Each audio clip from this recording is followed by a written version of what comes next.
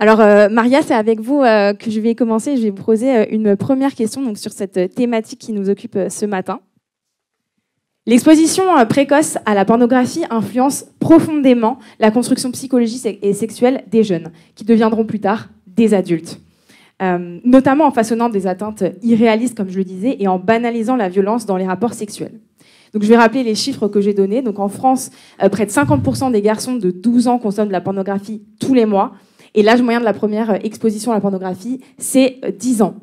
Quels sont, selon vous, les effets les plus préoccupants de cette consommation sur le développement cognitif et émotionnel des adolescents?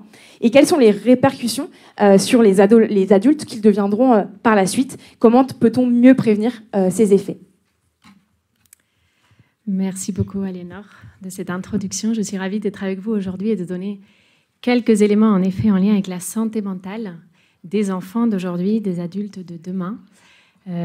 Autant dans l'unité d'addiction sexuelle que je dirige à l'hôpital dans la santé publique et dans l'association Déclic que j'ai créée, je vois tous les jours des personnes avec des compulsivités sexuelles graves, enfants et adultes. Et ce que je constate, c'est que le 98% des adultes qui viennent me voir ont commencé le porno en âge prépubère ou en âge pubère.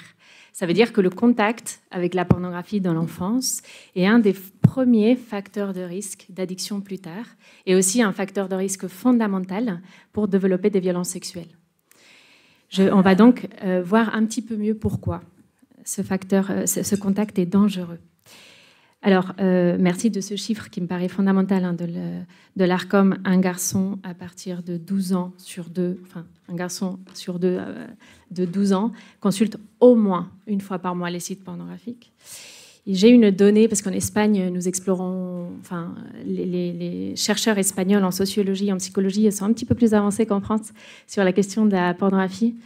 Et nous avons une donnée qui est très inquiétante, d'études très robustes en Espagne, c'est qu'il y a un grand nombre de jeunes adolescents entre 12 et 17 ans ont consommé pendant cet âge de l'adolescence, qui est l'âge de construction identitaire et psychosexuelle fondamentale, ce qui se joue entre les 12 et les 18 ans, moi je dirais même jusqu'aux 25 ans, parce que le cerveau finit de maturer à 25 ans.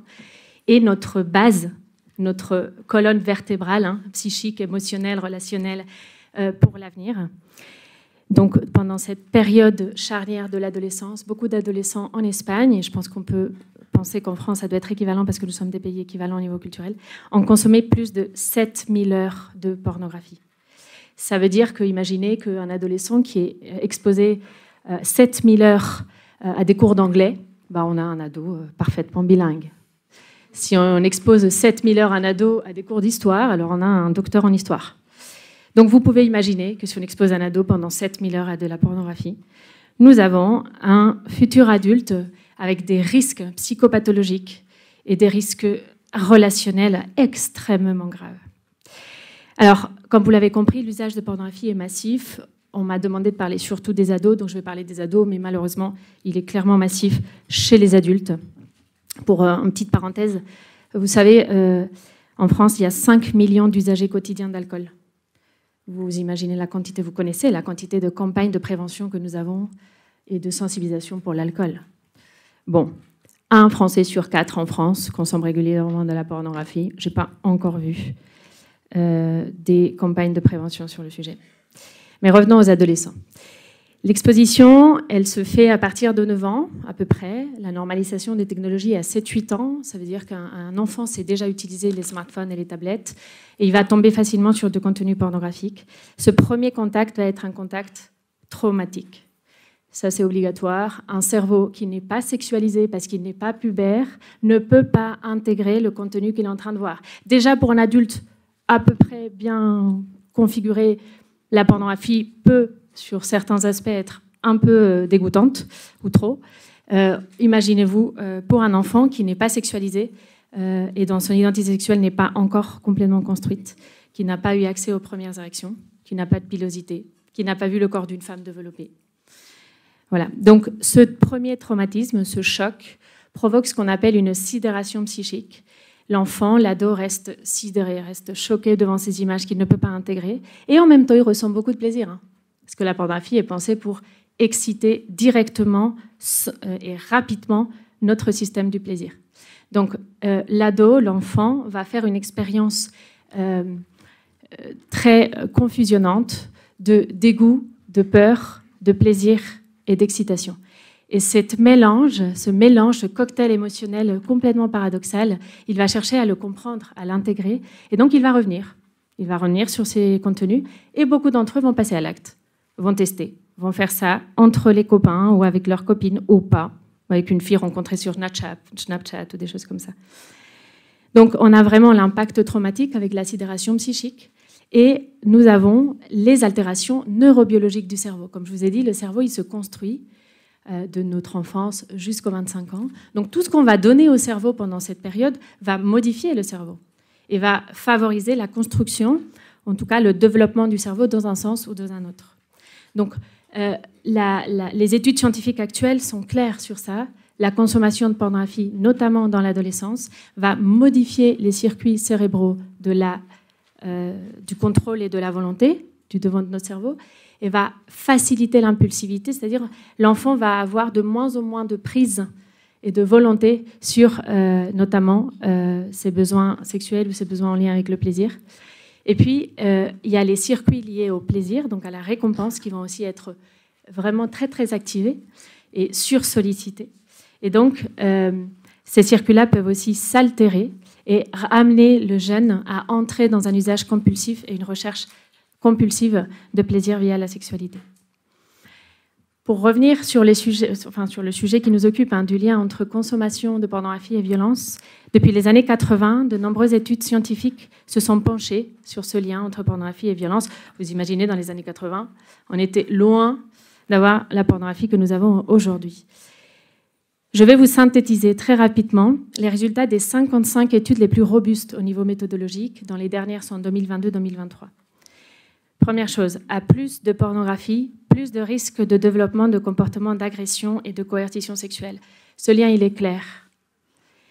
Chez les hommes usagers, notamment chez les adolescents qui consomment de la pornographie, il y a 2,5 plus de probabilité de développer de l'agression sexuelle que chez des jeunes garçons qui ne consomment pas de la pornographie. Chez les filles qui consomment de la pornographie, ce qui est aussi un sujet, parce que chez ces filles-là, il y a 4 fois plus de chances de devenir victime. Pourquoi ? Parce qu'il y a un apprentissage pornographique dont je vais vous parler et une normalisation, une érotisation de la violence. Vous savez, je travaille en lien étroit avec beaucoup d'associations qui font de la prévention dans l'enfance et notamment avec l'association Agir contre la prostitution des enfants. Et dans cette association, ils voient que beaucoup des mineurs qui viennent les revoir, notamment des filles, ont soit consommé de la pornographie, soit elles tentent de répondre à ce qu'elles imaginent comme besoin sexuel des garçons en imitant les contenus pornographiques. Cela va faire qu'on a des filles de 12-13 ans qui se mettent en situation de sodomie, par exemple. Donc ça va créer des traumas sexuels véritables qui créent ensuite de la psychopathologie grave et des altérations dans la santé mentale que vous pouvez imaginer qui sont très, très graves. On parle aussi des cyberviolences. Les filles aujourd'hui développent leur estime de soi par le virtuel, notamment par toute cette habitude du sexting qui se développe chez les jeunes. Et donc, il y a un peu il y a un concept qui se construit qui s'appelle la cyberestime, qui s'est beaucoup étudié en lien avec les jeux vidéo. Et en fait, on voit que les filles croient qu'elles vont être désirables si elles vont envoyer des photos dans des positions ou des vidéos sexuelles à la personne, au garçon qui leur demande. Et c'est comme ça que l'estime d'elles-mêmes, que leur féminité peut être assise et peut être construite. L'usage de pornographie, quatrième, favorise l'intériorisation des mythes du viol et une désensibilisation à la douleur de soi et à la douleur de l'autre. Et puis, l'usage fréquent de pornographie dans l'adolescence, comme je vous disais, a une atteinte dans le cerveau, donc va développer de l'impulsivité sexuelle. Ça veut dire une difficulté à canaliser les pulsions sexuelles, à attendre, à s'adapter au rythme de l'autre, à être à l'écoute, à se frustrer, parce que c'est aussi important de savoir se frustrer dans la sexualité. Donc, ça favorise l'impulsivité sexuelle, la recherche d'une nouveauté de plus en plus excitante, ce qui va amener les jeunes à vivre une sexualité de plus en plus trash, et comme je vous dis, donc à se victimiser, donc à devenir eux-mêmes violentés. Les comportements sexuels à risque sont aussi favorisés par l'usage excessif de pornographie, et notamment tous les rapports, évidemment, non protégés, etc. Voilà. Donc, nous le savons, nous l'avons beaucoup dit, Céline l'a beaucoup dit ce matin, la pornographie modélise la sexualité féminine à partir des intérêts masculins et des schémas sexuels attribués au désir des hommes par l'industrie pornographique. Et ces schémas sont altérés. Donc la femme est sans doute une victime de cette industrie et de la pornification sociétale qui s'opère. Néanmoins, je félicite Mariana et Ruth qui ont parlé de ça ce matin, l'homme est aussi victime de cette industrie, car on lui a fait croire un très grand mensonge. On lui a fait croire que le plaisir pornographique est constitutif de sa sexualité naturelle. Aujourd'hui, les garçons sont convaincus que la pornographie fait partie des palettes naturelles de l'humain. Moi, je leur réponds, je crois que chez les Romains, il n'y avait pas de pornographie. Donc, je pense que ça fait des millénaires que l'homme existe et qu'il a une sexualité hors pornographie. Sans même se rendre compte, l'usager masculin régulier de pornographie s'imbibe de croyances sexuelles distorsionnées. Son potentiel érotique est de moins en moins autonome.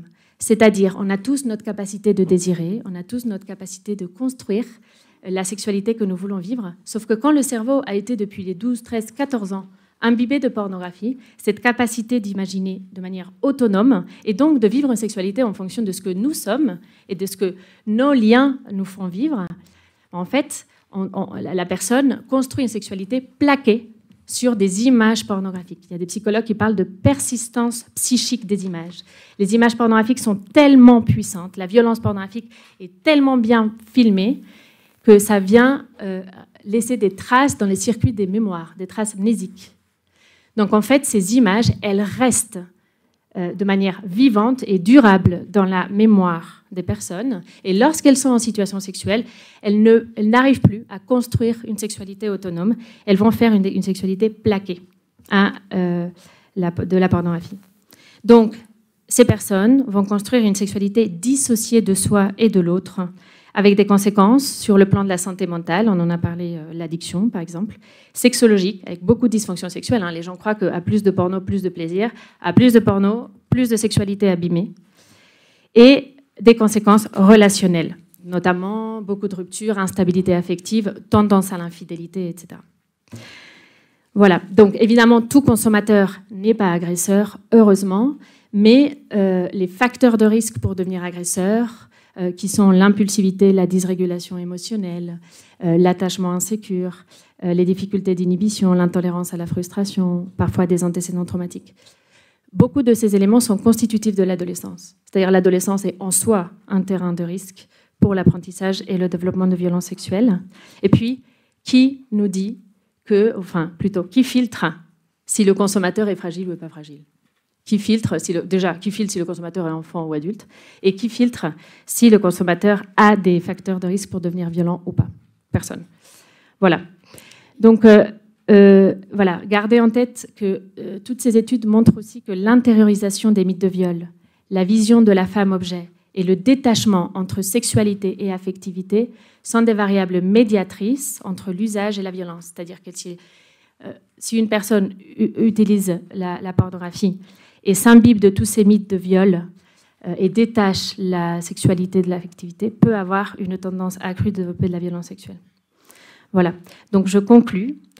Tant que la pornographie reste un produit culturel massivement consommé, tant que l'humain est un objet et non pas un sujet, et que le sexe est un produit de consommation et non pas une expérience relationnelle, nous verrons la prévalence des violences sexuelles croître sans limite, en ligne et hors ligne. Outre que la législation efficace sur la protection de l'enfance, évidemment, et sur une régulation, une législation drastique sur les contenus consommés par les adultes, j'encourage le développement, Ruth Breslin en parlait tout à l'heure, de l'éducation, donc dans le domaine de l'éducation. Moi, j'aime parler d'une éducation sexuellement sensible et responsable. basé sur l'empathie, la communication, l'intimité, le respect et la responsabilité. Merci beaucoup.